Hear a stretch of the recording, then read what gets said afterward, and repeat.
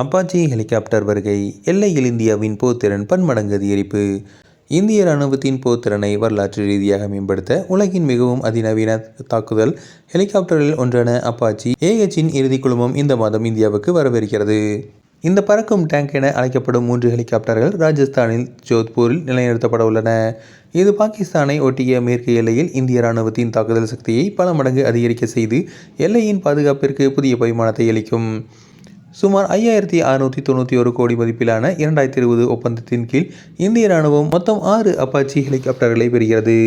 விநியோக சங்கிலி சிக்கல்களால் தாமதமானாலும் முதல் 3 ஜூலையில் வந்த நிலையில் 3 டிசம்பரில் வரவுள்ளன. முழு ஆர்டரும் முடிவடைந்ததும் ஜோத்பூரில் உள்ள 451 ஏவியேஷன் ஸ்குவாட்ரான் முழுமையாக செயல்பட துவங்கும். இந்த நடவடிக்கை இந்தியா அமெரிக்க இடையேயான பாதுகாப்பு பங்காண்மையின் ஆழத்தை காட்டுகிறது. மேலும் இந்திய ராணுவத்தின் போர் தயார் நிலையை மேம்படுத்த இது கூர்மைப்படுத்துகிறது.